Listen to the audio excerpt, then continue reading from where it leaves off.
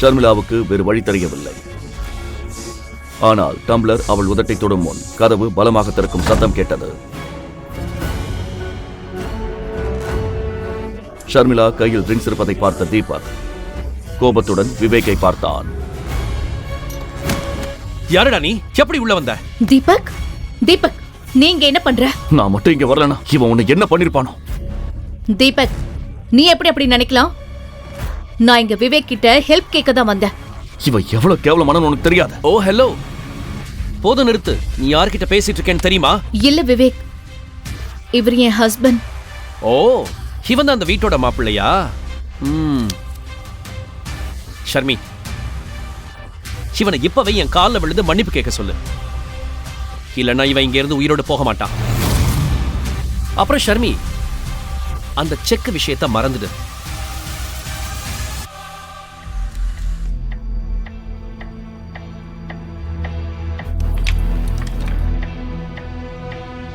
You know, 3 வருஷத்துக்கு முன்னாடி ஒன்ன மாதிரியே ஒருத்தன் என் கேபினுக்குள்ள நுழைய பார்த்தான். அவன் பணத்தை அவங்க வீட்டில் இன்னும் தேடிக்கிட்டு இருக்காங்க.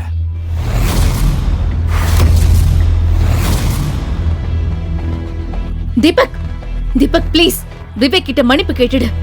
இவன் கிட்ட மன்னிப்பு கேட்கணும்னு அவசியமே இல்லை. இவன் சும்மா மிரட்டுறான். இவன் குறைக்கிற நாய், கடிக்க மாட்டான். நாயா? 2 ரூபாய்க்கு வக்கில்லாத வீட்டோட மாப்பிள்ள இப்ப பாரு இந்த நாய் என்ன பண்ணுதுன்னு. இன்னைக்கு உன் தோலை உரிச்சு எடுக்கலன்னா என் பேர் விவேக் இல்ல. தீபக். ஹலோ இன்ஸ்பெக்டர் சிவா, நான் விவேக் பேசுறேன். இப்பவே ஜெட் வேகத்துல இங்க வாங்க. ஒருத்தன் தோலை உரிக்கணும். அப்புறம் ஷர்மி, இந்த செக் கிடைக்காது. இன்னைக்கு அவன் ஜெயிலுக்கு போறது உறுதி. விவேக், விவேக் நான் தீபக் சார்பா உன்கிட்ட மன்னிப்பு கேட்டுக்கிறேன். இல்ல ஷர்மி, இவன் இன்னைக்கு ஜெயிலுக்கு போறதை யாராலையும் தடுக்க முடியாது. அண்ட் ஃபைனலி அதுக்கப்புறம் நீ எனக்கு கிடைப்ப. தீபக், நீ என்ன பண்ற? You are finished man. இந்த அறை உனக்கு ரொம்ப காஸ்ட்லியா இருக்க போகுது.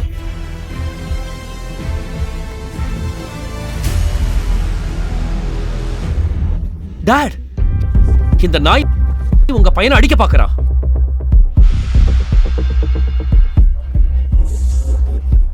தன் அப்பா கைவிலங்குடன் இருப்பதை பார்த்து விவேக் அதிர்ந்து போனான்.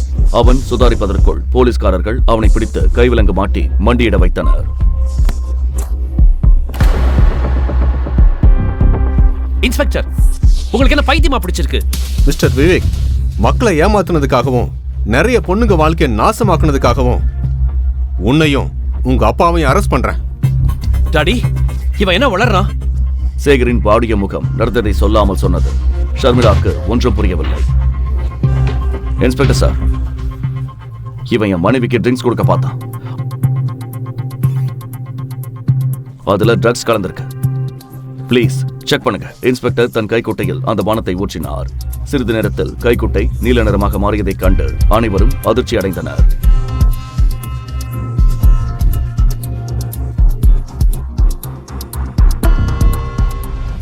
நீங்க சொன்னது சரிதான் மிஸ்டர் தீபக்.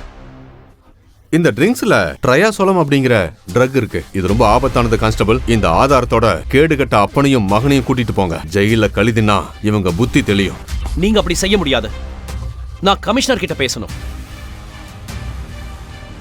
ட்ரிங்க்ஸில் போதை மருந்து கலந்திருந்ததை கேட்டதும் ஷர்மிளா அதிர்ந்து போனாள். இன்று விவேக்கின் ஆட்டம் முடிவுக்கு வந்தது.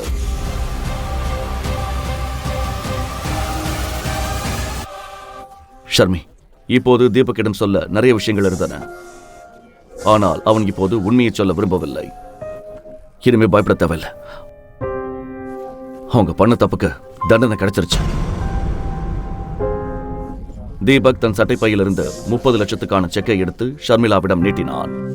இத பாரு, அங்கிளை காப்பாத்த நான் பணத்துக்கு ஏற்பாடு பண்ணிட்டேன். ஆனா இவ்வளவு பெரிய தொகையை இவ்வளவு சீக்கிரம் நீ எப்படி ரெடி பண்ண?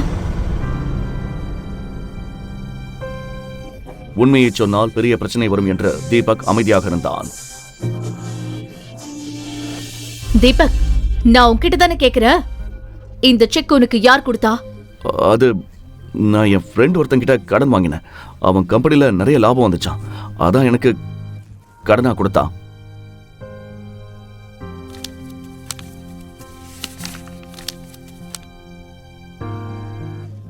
ஷர்மிளா ஆச்சரியத்துடன் அந்த செக்கை பார்த்து கொண்டிருந்தாள்.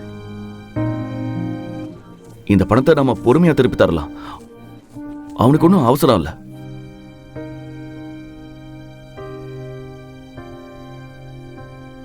ஷர்மி, 40 நிமிஷம் தான் பாக்கி இருக்கு. நம்ம சீக்கிரம் ஷோரூம் போகணும். அவங்க நமக்காக வெயிட் பண்ணிட்டு இருப்பாங்க. மறுபுறம் கணேஷும் கீதாவும் ஷோரூமின் ஒரு மூலையில் அமர்ந்திருந்தனர். 2 பெரிய பாடி கார்டுகள் அவர்களை சூழ்ந்து நின்றனர். அனைவரும் மேனேஜரின் உத்தரவுக்காக காத்திருந்தனர். மேனேஜர் கமிஷனருக்கும் போன் செய்து ஷோரூமுக்கு வர சொல்லியிருந்தார். இன்னும் 10 நிமிஷம் தான் இருக்கு. உங்க பொண்ணையும் காணோம், மாப்பிள்ளையும் காணோம். நீங்க பணம் தருவீங்கன்னு எனக்கு தோணல. பேசாம ஜெயிலுக்கு போக ரெடியா இருங்க. ஷர்மி, ஷர்மி, பணம் கிடைச்சதா? என் உயிரே போயிடுச்சு. மாம், டோன்ட் வரி. இதோ செக்.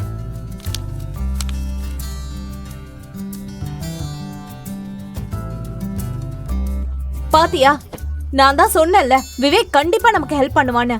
அவன் ரொம்ப நல்ல பையன், தங்கமானவன். அவன் எங்க, உன் தீபக் எங்க? பாரு தீபக், இந்த செக்க பாத்தியா? இதெல்லாம் உன் தகுதிக்கு மீறின விஷயம். விவேக் என் பொண்ணோட ஃப்ரெண்ட். என் பொண்ணுக்கும் உனக்கும் இனி செட் ஆகாது. நீ இன்னைக்கே அவளை விவாகரத்து பண்ணிட. என் பொண்ணோட வாழ்க்கைய உன்ன மாதிரி ஒருத்தன் கூட பார்க்க எனக்கு சகிக்கல. அவளுக்கு நான் எவ்வளவு கனவு கண்டு வச்சிருந்தேன், ஆனா கடைசியில நீ வந்து தொலைச்சிட்ட. மாம், நீங்க நினைக்கிற மாதிரி எதுவும் இல்ல. ஆக்சுவலா நீ சும்மா இருமா, உனக்கு எது சரின்னு தெரியல. இவன் உன் கழுத்தை பிடிச்ச சனிய. இவனை ஏன் கழட்டி விட மாட்டேங்கிற? விவேக் பெயரை கேட்டதும் ஷர்மிளாக்கு அந்த ட்ரிங்க்ஸ் விஷயம் நினைவுக்கு வந்தது. மாம், இந்த பணத்தை தீபக் தான் கொடுத்தான், விவேக் தரல.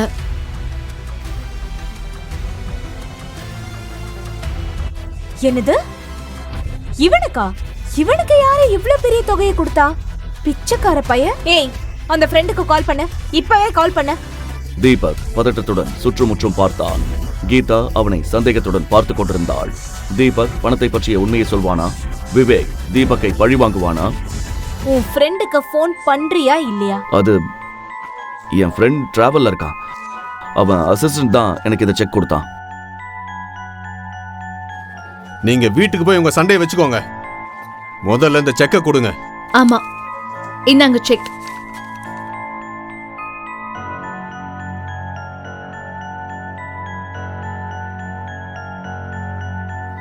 மாம், நீங்க விவேக்க பத்தி என்ன நினைச்சிட்டு இருக்கீங்களோ அது உண்மை இல்ல. விவேக் பணத்துக்கு பதிலா என்கிட்ட தப்பா நடந்துக்க பார்த்தான்.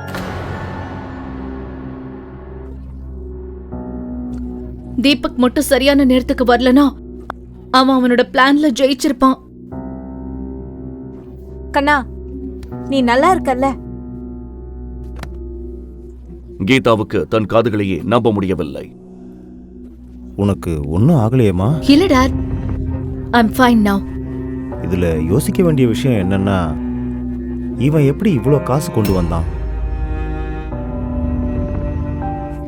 சரி, எனக்கு அதை பத்தி எல்லாம் கவலை இல்லை. வாழ்க்கையில முதல் முறையா இவன் ஏதோ உருப்படியா செஞ்சிருக்கான். என்ன உருப்படியா செஞ்சிருக்கான்? எங்கேயோ பிச்சை எடுத்துட்டு வந்திருப்பான். நாம தானே திருப்பி கட்டணும்.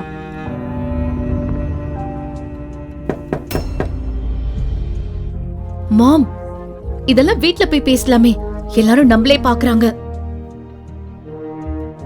மாலை நேரமாக இருந்தது. கீதா தீபக்கை திட்டுவதற்கான எந்த வாய்ப்பையும் தவறவிட விரும்பவில்லை. மாம்,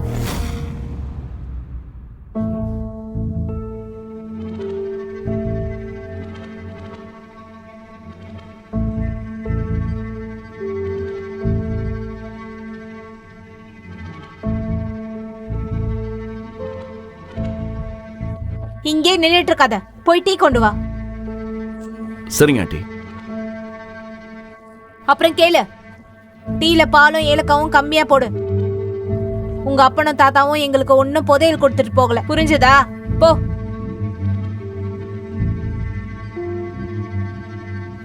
இதை கேட்டு தீபக் மனதிற்குள் சிரித்துக் கொண்டான். ஏனெனில் ஷர்மிளாவின் தாத்தா சதாசிவம் தொழில் தொடங்க பணமே தீபக்கின் தாத்தா தான் கொடுத்திருந்தார். ஒரு காலத்தில் சதாசிவத்தின் முன்னோர்கள் சிதம்பரத்தை போல அரசு குடும்பத்திற்கு வேலை செய்தவர்கள் தான். எதுக்கு பல்ல காட்டுற?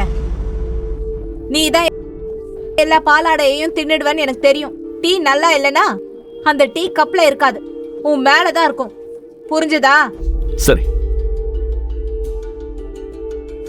Thank you Sharmi for the money you gave. ஆனா இத வச்சு என்ன பண்றது? இந்த கௌதம் இத எங்க இருந்து கொண்டு வந்தானோ அங்கேயே திருப்பி கொடுக்கணும். இப்போதைக்கு கழுத்துல இருக்க சுருக்கு கயிறு அவிழ்ந்ததா நினைச்சுக்கோ.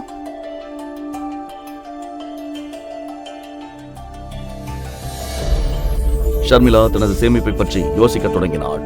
ஏனென்றால் தீபக் வாங்கிய பணத்தை அவள் சீக்கிரம் திருப்பிக் கொடுக்க வேண்டும். அப்போது வழக்கம் போல் தீபக் சாப்பாட்டை பற்றி கேட்க வந்தான். ஏனென்றால் வீட்டில் கீதாவுக்கும் கணேஷுக்கும் அடிக்கடி வெவ்வேறு விருப்பங்கள் இருக்கும். மாம், இப்போதைக்கு நம்ம சேவிங்ஸ்ல எவ்வளவு இருக்கோ அதை கொடுத்துடலாம். மீதி பணத்தை நான் கொஞ்சம் கொஞ்சமா தீபக் கிட்ட கொடுத்துடுறேன். சரி, முதல்ல அவன் கிட்ட கேளு. அவன் பணக்கார ஃப்ரெண்ட மீதி காசை அப்புறமா வாங்க ஒத்துக்குவானான்னு. ஏன்னா நம்ம கிட்ட வெறும் 5 லட்சம் தான் இருக்கு. ஒருவேளை அவன் ஒத்துக்கலன்னா? இல்லாண்டி அவனுக்கு ஒன்னும் அவசரம் இல்ல, பொறுமையா கொடுத்தா போதும்னு சொல்லிட்டான். அப்ப சரி, நாம அப்புறமாவே கொடுத்துக்கலாம். ஆனா மாம், இப்போதைக்கு இந்த 5 லட்சத்தை கொடுத்துடலாம்ல? ஆமா, கண்டிப்பா. உன் புருஷ மாதிரி நான் யாருக்கும் பாரமா இருக்க விரும்பல.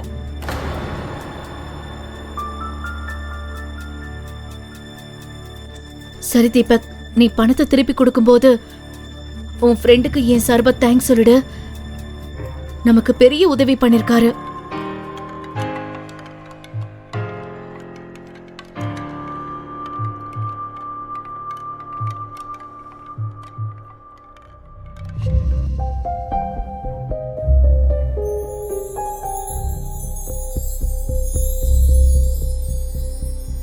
கடந்த 4 வருடங்களில் வீட்டு வேலை செய்வதிலும் சமைப்பதிலும் தீபக் கைத்தேர்ந்தவன் ஆகிவிட்டான்.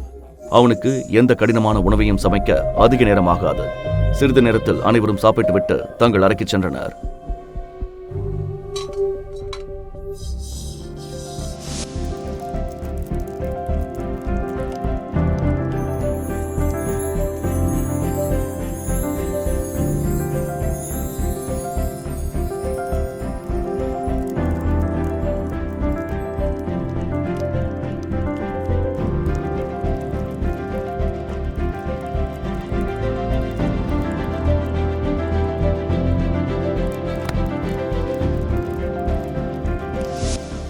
ஆனால் தீபக்கின் வேலை முடியவில்லை. அவன் சமையல் அறையில் பாத்திரங்களை கழுவிக் கொண்டிருந்தான். தீபக் காலப்போக்கில் தன்னை எல்லாவற்றிலும் மாற்றிக்கொண்டிருந்தான்.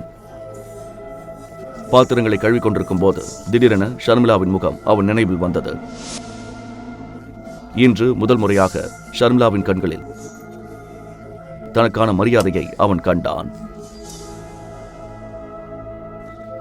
அவன் அதை நினைத்து சிரித்துக் கொண்டிருக்கும் போதே அவன் போன் அடித்தது. சாரி சார், டிஸ்டர்ப் பண்ணிட்டேனா? அப்பாயின்மெண்ட் லெட்டரில் உங்கள் சைன் வேணும் சார். நாளைக்கு எப்போ வரீங்க? நான் நாளை காலையில் ஆஃபீஸ் வந்துடுறேன். Okay sir. இவ்வளவு ராத்திரியில யார்கிட்ட போன்ல பேசிட்டு இருக்க? அது கிரெடிட் கார்டுக்காரங்க. எப்போ பார்த்தாலும் ஃபோன் பண்ணி டார்ச்சர் பண்றாங்க. எனக்கும் கடுப்பா இருக்கு.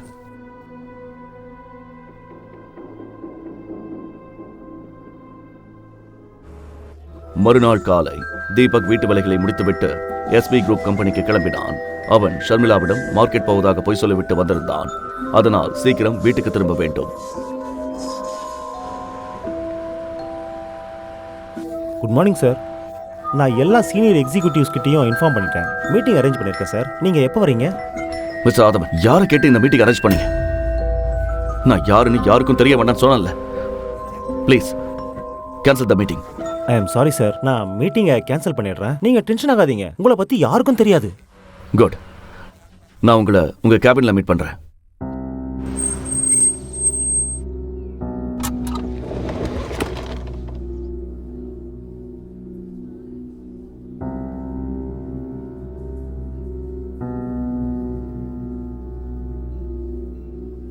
அட மாமா, நீங்க இங்க வழி மாறி வந்துட்டீங்களா?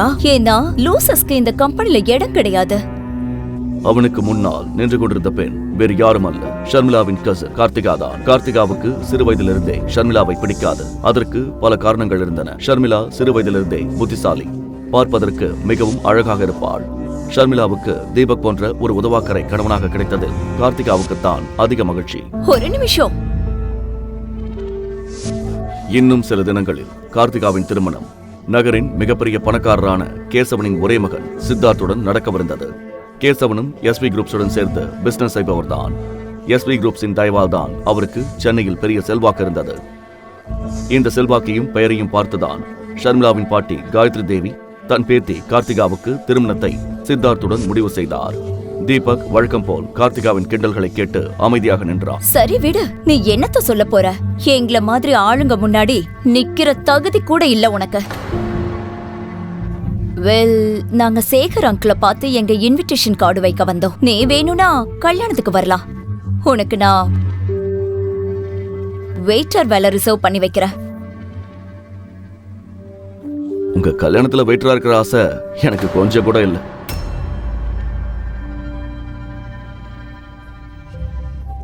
தீபக்கின் இந்த எளிமையான உடையை பார்த்து சித்தார்த் மனதிற்குள் சிரித்தான். ஆனால் இந்த எளிய உடைக்கு பின்னால் எஸ்பி குரூப்ஸின் உரிமையாளரே நிற்கிறான் என்று அவனுக்கு தெரியாது.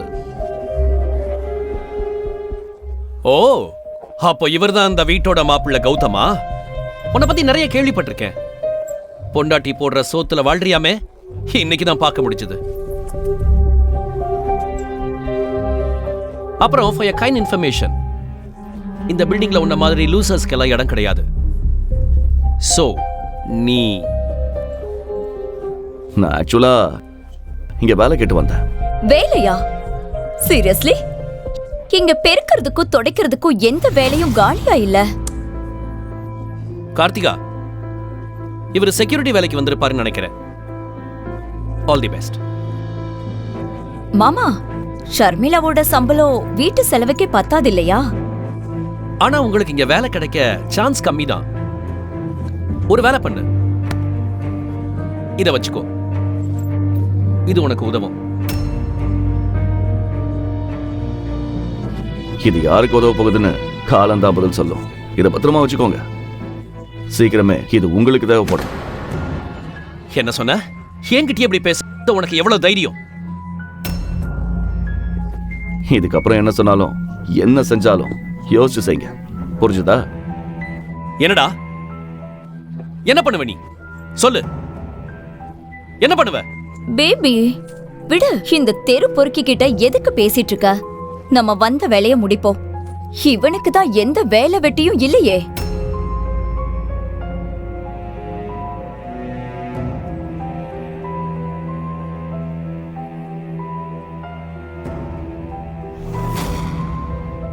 கார்த்திகாவும் சித்தார்த்தும் சேர்மன் கேபினில் ஓரத்தில் போய் நின்றனர். சித்தார்த்தின் மனதில் தீபக் சொன்ன வார்த்தைகளை ஓடிக்கொண்டிருந்தன. விடு பேபி, நீ இன்னும் அந்த வீட்டோட மாப்பிளைய பத்தியே யோசிச்சுட்டு இருக்கியா?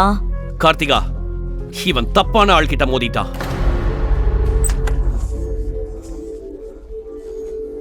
Please come sir. Thank you so much Aadhavan. ஒரு விஷயம் சொல்லுங்க, உங்களுக்கு இந்த கேசவன் அப்புறம் அவர் பையன் சித்தார்த் இவங்களை தெரியுமா? ஆமாம் சார், தெரியும். கேசவன் சார் நம்ம கம்பெனி கூட ரொம்ப வருஷமாக பிஸ்னஸ் பண்ணுறாரு. சரி,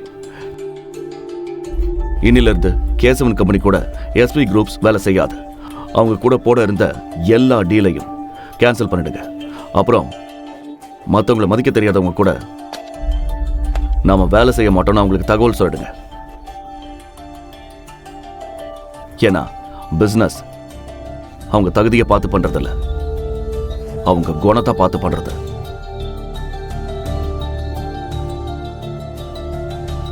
சித்தார்த் தீபக் சேர்மனுடன் பேசுவதை பார்த்து விடுவானா? தீபக் கொண்டு வந்த பணத்திற்கு பின்னால் இருக்கும் உண்மையை ஷர்மிளா தெரிந்து கொள்வாளா? தீபக் சொன்னதை கேட்டதும் ஆதவன் உடனே கேசவனுக்கு கால் செய்தார்.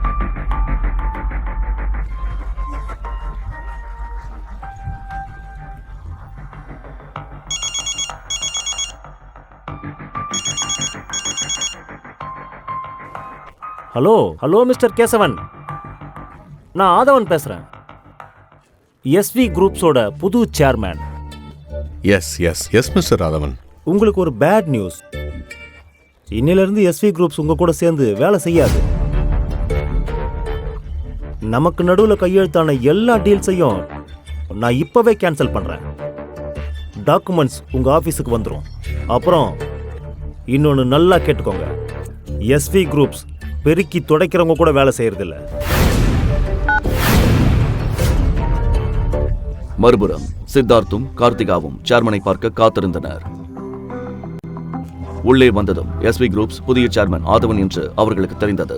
சித்தார்த் ஆச்சரியப்பட்டாலும் ஆதவனை சந்தித்து பேச விரும்பினார்.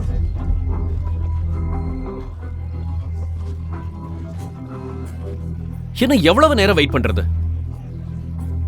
சேர்மன் சாரை கூப்பிடுங்க. என் பேரு சித்தார்த். அவருக்கு என்ன பத்தி நல்லா தெரியும். Yes sir. ஆதவனிடம் பேசிய பிறகு ரிசப்ஷனிஸ்ட் செக்யூரிட்டிக்கு கால் செய்தார். ஹலோ செக்யூரிட்டி, சீக்கிரம் சேர்மன் சார் கேபினுக்கு முன்னாடி வாங்க. சேர்மன் என்ற வார்த்தையை கேட்டதும் செக்யூரிட்டி கார்டு துப்பாக்கியுடன் ஓடி வந்தார். சித்தார்த்தும் கார்த்திகாவும் என்ன நடக்கிறது என்று புரிந்து கொள்வதற்குள் துப்பாக்கி ஏந்திய காவலர் அவர்கள் முன் நின்றார். ஹலோ, உங்களுக்கு என்ன பைத்தியமா? ஏன் இப்படி பண்றீங்க? I am sorry mister Siddharth. ஆனா உங்க கம்பெனி கூட இருந்த எல்லா டீலையும் எஸ்வி குரூப்ஸ் கேன்சல் பண்ணிடுச்சு. அப்புறம் பெருக்கி துடைக்கிறவங்க கூட வேலை செய்ய முடியாதுன்னு சேர்மன் சார் சொல்லிட்டாரு. என்ன உளறிட்டு இருக்கீங்க? நான் ஆக்சுவலா இங்க வேலை கேட்டு வந்தேன். சீரியஸ்லி? இங்க பெருக்கிறதுக்கும் துடைக்கிறதுக்கும் எந்த வேலையும் காலியா இல்ல என்று எஸ்வி குரூப் நிறுவனம் அவர்களது ஒப்பந்தங்கள் அனைத்தையும் ரத்து செய்தார். அவர்கள் ஒரே இரவில் நடுத்தருவிற்கு வந்து விடுவார்கள். திடீர்னு எப்படி நீங்க இப்படி முடிவெடுக்கலாம்? எங்க அவரு? நான் அவரை பார்க்கணும். செக்யூரிட்டி, சீக்கிரமா உங்களை வெளியில அனுப்புங்க. காவலர் சித்தார்த்தின் கையை முறுக்கி அவனை கீழே உட்கார வைத்தார். சித்தார்த் வலியால் துடித்தான். விடுங்க. இதை பார்த்ததும் கார்த்திகா உடனடியாக அவனை காப்பாற்ற வந்தாள். ப்ளீஸ் ப்ளீஸ், நீங்க அப்படி செய்யாதீங்க. நாங்க போயிடுறோம். கார்த்திகா அழுவதை பார்த்ததும் காவலர் சித்தார்த்தின் கையை விட்டார். அப்போது அவனுக்கு கேசவனிடமிருந்து போன் வந்தது.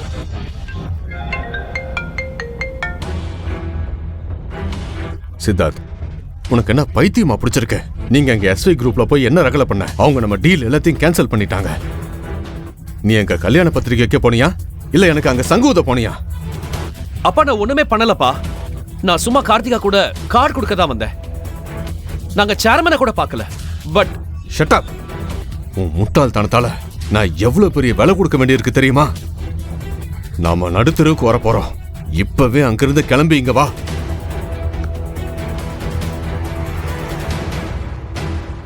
வாங்க சார், வெளியில போலாம்.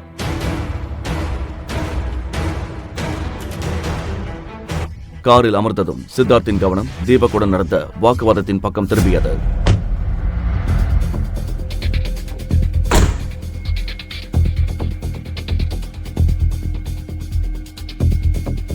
கார்த்திகா, எனக்கு என்னமோ இது எல்லாம் அந்த தீபக்கோட வேலையா இருக்கும்னு தோணுது. என்ன? அவனுக்கு என்ன தகுதி இருக்கு எஸ்வி குரூப்ஸ் கண்ட்ரோல் பண்ண? ஆனால் அவன் சொன்ன வார்த்தை சித்தார்த் மனதில் சந்தேகத்தை உண்டாக்கியது. இதுக்கு பின்னாடி என்ன இருக்குன்னு நான் கண்டிப்பா கண்டுபிடிப்பேன். சித்தார்த்துக்கு பாடம் புகட்டியதில் தீபக் மனதிற்குள் மகிழ்ச்சியாக இருந்தான்.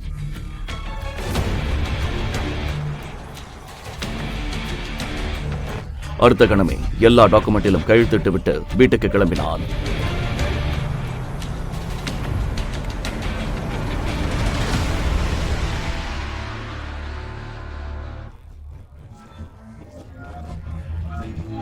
ஆனால் வீட்டுக்கு வந்ததும் அவன் சிரித்த முகம் வாடி போனது. ஆல் சோஃபாவில் ஷர்மிளாவின் பாட்டி காயத்ரி தேவி அமர்ந்திருந்தார்.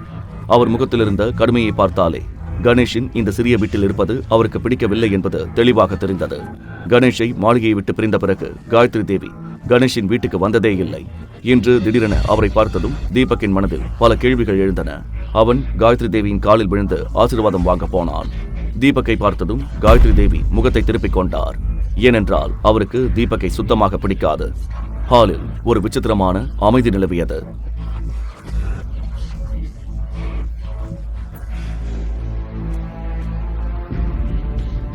அத்தை, டீ சாப்பிடுங்க. காயத்ரி தேவி அந்த கப்பை தொடாமலேயே முகர்ந்து பார்த்தார். இவ்ளோ தண்ணியா இருக்கு டீ. பால் ஆட முழுசையும் நீயே முழுங்கிடுவ போல. அதான் டீ தண்ணியாவும் நீ குண்டாவும் ஆயிட்டு இருக்க. தூக்கி குப்பையில போடு இத. கீதா எப்படி தீபக்கை திட்டுவதற்கு ஒரு வாய்ப்பை கூட விடமாட்டாளோ அதேபோல் காயத்ரி தேவியும் கீதாவை கேவலப்படுத்துவதை வழக்கமாக வைத்திருந்தார். எல்லாரும் கேளுங்க, நான் இங்க கார்த்திகாவோட கல்யாண பத்திரிக்கை வைக்க வந்தேன். ஆக்சுவலா நீங்க இந்த கல்யாணத்துக்கு வரணும்னு எனக்கு ஆசையே இல்ல. ஆனா பார்ட்டிக்கு வர மத்தவங்க தேவையில்லாத பிரச்சனைய உண்டு பண்ணிடக் கூடாதுன்னு தான் கூப்பிடுறேன். ஏன்னா நீங்க தான் நம்ம குடும்பமானத்தை சமூகத்துல ரொம்ப நல்லா வாங்கி வச்சிருக்கீங்களே. இதை சொல்லும்போது காயத்ரி தேவி கோபத்துடன் ஷர்மிளா மற்றும் தீபக்கை பார்த்தார். அவர் கண்களில் நெருப்பு தெரிந்தது. அதனால கல்யாணத்துக்கு வாங்க, ஆனா வெறும் கையோட வராதீங்க. நல்ல காஸ்ட்லியான கிஃப்டா எடுத்துட்டு வாங்க. கணேஷோட தம்பி சுந்தர் கார்த்திகாவுக்கு 35 லட்சம் ரூபாய் கார் பரிசா தர்றான்.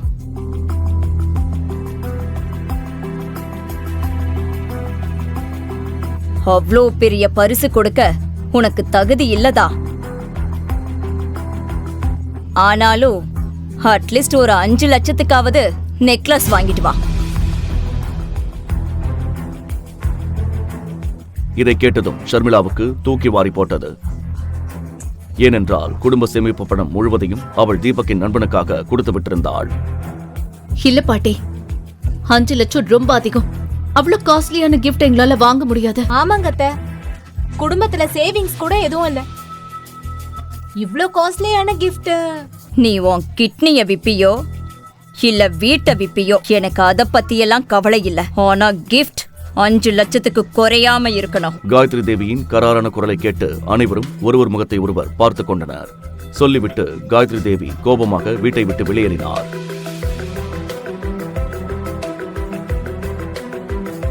அஞ்சு லட்சத்தை என்னமோ 5 ரூபாய் மாதிரி கேக்குறாங்க. கார்த்திகா கல்யாணத்துக்கு மட்டும் இவ்ளோ ஆடம்பரமா? அப்போ ஷர்மிளா கல்யாணத்துக்கு மட்டும் இவங்களுக்கு என்ன வந்துச்சு? ஷர்மி, நான் ஷர்மிளா கல்யாணத்துல வந்த மொய் கவர் எல்லாத்தையும் பிரிச்சு பார்த்தேன். எவனும் 500 ரூபாய்க்கு மேல வைக்கல. ஓசில வந்து தின்னுட்டு போயிட்டானுங்க.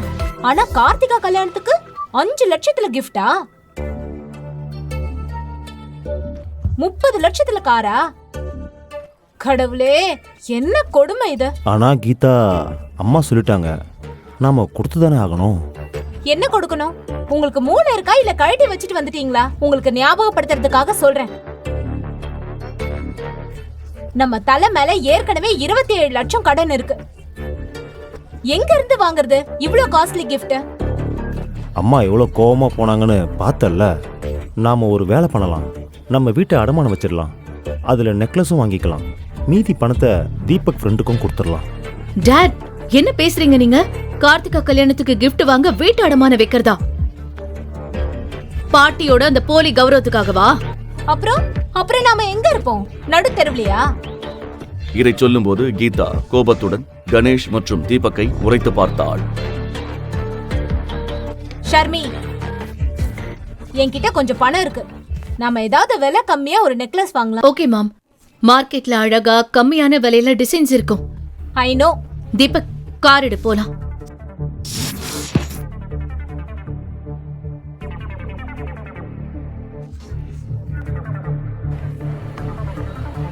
சிறிது நேரத்தில் அனைவரும் டி நகர் மார்க்கெட்டுக்கு சென்றனர்.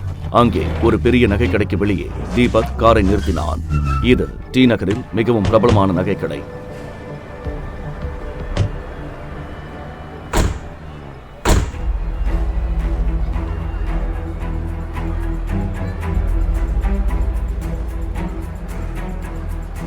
ஷர்மிளாவுக்கு தனது பட்ஜெட் நினைவுக்கு வந்தது. அது ஒன்றுமே இல்லை என்று சொல்லலாம். சிறிது யோசனைக்கு பிறகு அனைவரும் கடைக்குள் சென்றனர்.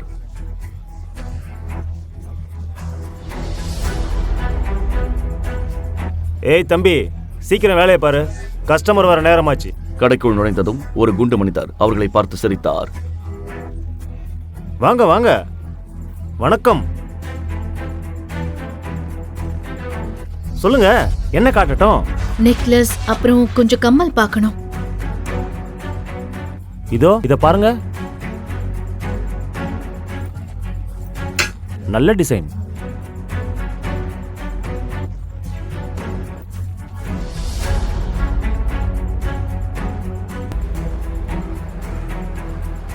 ஷர்மிளா ஒவ்வொரு நெக்லஸையும் பார்க்கும் போதும் அதன் விலையைத்தான் முதலில் பார்த்தாள். எல்லா நெக்லஸும் அவள் பட்ஜெட்டுக்கு மேலே இருந்தது. தீபக்குக்கும் அது புரிந்தது. நிறைய நகைகளை எடுத்து போட்ட பிறகும் ஷர்மிளா எதையும் தேர்ந்தெடுக்கவில்லை. இதை பார்த்த கடை உரிமையாளருக்கு சந்தேகம் வந்தது.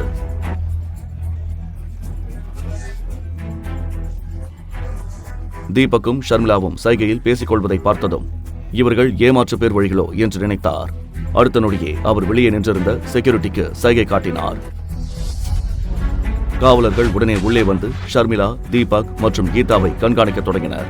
இதை பார்த்த ஷர்மிளாவும் கீதாவும் பயந்து போயினர்.